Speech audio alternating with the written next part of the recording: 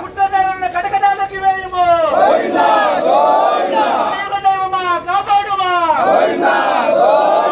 ఓం నమో వెంకటేశాయ. జై శ్రీరామ్, జై శ్రీరామ్. వర్ధిల్లాలి, వర్ధిల్లాలి, వర్ధిల్లాలి, వర్ధిల్లాలి. హిందువుల ఐక్యత, హిందువుల ఐక్యత. తిరుమల పవిత్రతను కాపాడండి. తిరుమల వెంకటేశ్వరుని అపవిత్రం చేసిన వారిని శిక్షించము తండ్రి. స్వామి వారికి పంది కొవ్వు పెట్టిన వారిని యమలోకానికి పంపించు. పుట్టదరులను కటకటాలకి వేయము, కలియుగ దైవమా కాపాడుమా. గోవిందా గోవిందా. వర్ధిల్లాలి, వర్ధిల్లాలి. కానీ చెడ్డవాని మిగుల చెరుచున్న దైవము అడ్డపడడు వానికి ఆపదొచ్చిన చెడ్డ చేను చూచి రెడ్డి తామెచ్చున విశ్వదాభిరం వినరవేయమన్నాడు.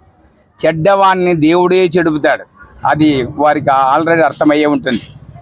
చెడ్డవాని మిగుల చెరుచున్న దైవం అడ్డపడడు వానికి ఆపదొచ్చిన, ఎంత ఆపదొచ్చినా దేవుడు వానికి అడ్డం కూడా రాడు. చెడ్డ చేను చూసి రెడ్డి తామెచ్చు నా విశ్వదాభిరామ వినరవేమన్నాడు. చెడ్డ చేను చూస్తే రెడ్డి కూడా మెచ్చుకోడు పొలాన్ని. అటువంటి సంఘంలో చెడ్డవాడు ఒక్కడు పుడితే దేవుడు ఏమని మెస్తాడు, అది ఆల్రెడీ ఏర్పరేస్తాడు.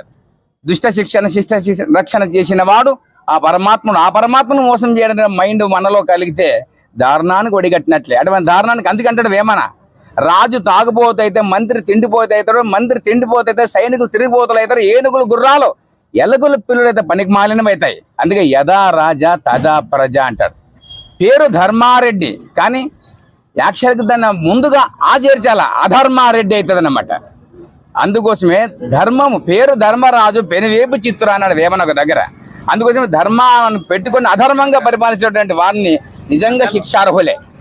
కావున ఇటువంటి నేరాల ఘోరలు ఇక ముందు కూడా ఎవరు చేయకుండా ఉండాలన్న ఉద్దేశంతోనో ఈ మహత్తరమైనటువంటి కార్యక్రమాన్ని మన విహెచ్ఎస్ వారు దిగ్విజయంగా చేస్తున్న వారికి కృతజ్ఞతలు తెలియజేస్తున్నాము. అలాగే ఎవరైనా ఇటువంటి పాపం చేయకూడదనే ఉద్దేశంతోనో ఇక ముందు ఇటువంటి దుర్మార్గులు ఇక ముందు పుట్టకూడదని కూడా తెలియజేస్తూ అమూల్యమైనటువంటి వెంకటేశ్వర స్వామికి అవమానం చేసినటువంటి ఆ యొక్క నీచ నికృష్ట చండాల మానవులను ఆ సర్వేశ్వరుడు ఎల్లవేళ శిక్షించాలని కూడా ఈ సభా మధ్యమున నేను కోరుకుంటున్నాను. బ్రిటిష్ వారు మన సైనికులు దేశం కోసం కాపాడుతూ ఉంటే వాళ్ళు పాల్గొనకూడదు ఆ యుద్ధంలోని పందికొవ్వు పూసినటువంటి బుల్లెట్లు ఇచ్చి దేశ పోరాటము ధర్మ పోరాటం నుండి దూరం చేసినట్లు ఇప్పుడు నీవు ఈ కాలంలో వెంకటేశ్వర స్వామికి హిందువుల్ని దూరం చేయడం కోసం పందికొవ్వు పెట్టావా? నేను ఈరోజు ప్రభుత్వాన్ని డిమాండ్ చేస్తూ ఉన్నాం. ప్రభుత్వంలో ఉండేవాళ్ళు కూడా ఈరోజు చాలా చక్కగా స్పందిస్తున్నారు. కానీ స్పందనతో రాజకీయంతో ఇది పనికిరాదు. ఈరోజు 4,000 కోట్ల బడ్జెట్ ఉండి సంవత్సరానికి 2 కోట్ల మంది భక్తులు దర్శించుకుంటున్న కలియుగ దైవాన్ని అపవిత్రం చేశారు. వారి కకృతి కోసము, వారి రాజకీయ పదవుల కోసము, వారి కమిషన్ల కోసము మా దేవుణ్ణి అపవిత్రం చేశారు. ఇలాంటి వ్యక్తికి ఎంతటి శిక్ష వేయాలో ఎవరికి అంతుపట్టడం లేదు. గతంలో ఇలాగే 7 కొండల్ని బోడికొండలు చేయాలంటే భగవంతుడు మంచి శిక్ష చేశాడు.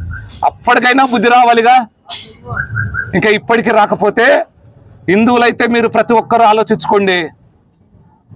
ఈరోజు మన దేవుణ్ణే ఇంత అధ్వానంగా ప్రవర్తిస్తే, దేవుడికి పందికొవ్వు పెడితే, దేవుడి డబ్బుల దగ్గర కమిషన్లకు కకృతికి పడితే, రేపు ఇలాంటి వాళ్ళ అధికారంలో ఉంటే హిందువుల పరిస్థితి, వెంకటేశ్వర స్వామి పరిస్థితి ఏమవుతుంది?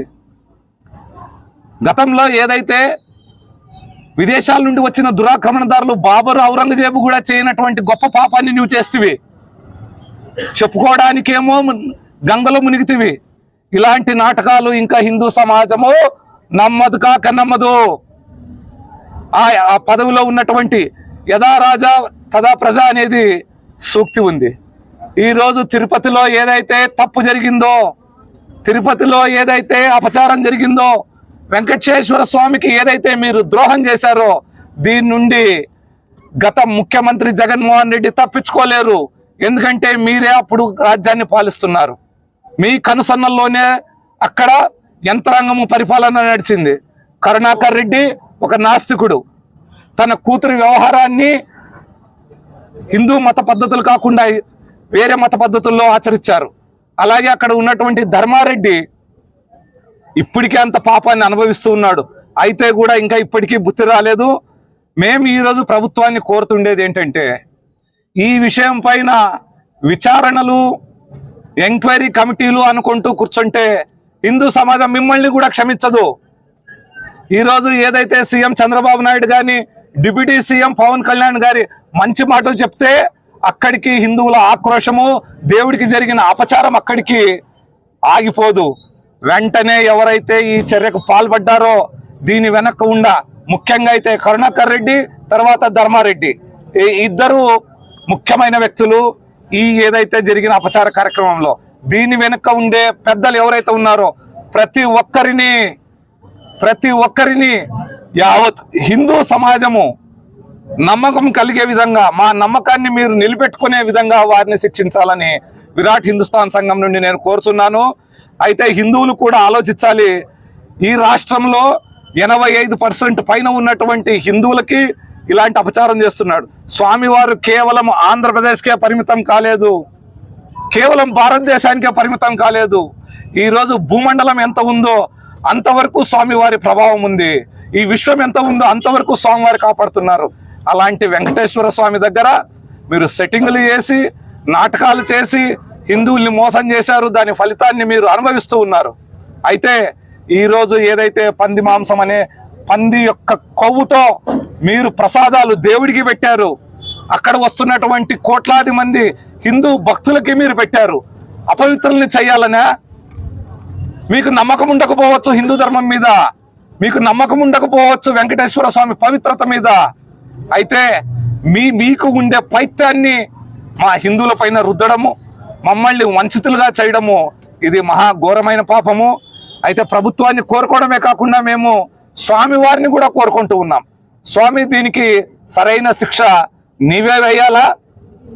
నీవు వేసిన శిక్ష ఎలాగ ఉండాలంటే, కలియుగం అంతం వరకు హిందూ సమాజానికి ఎవరైనా స్వామి వారి పట్ల, కలియుగ దేవుడు వెంకటేశ్వర స్వామి వారి పట్ల అపచారం చేస్తే ఇలాంటి శిక్ష పడుతుంది అనే విధంగా శిక్షించండి స్వామి. అదే నేను మీకు కోరుతున్నాను. జై శ్రీరామ్.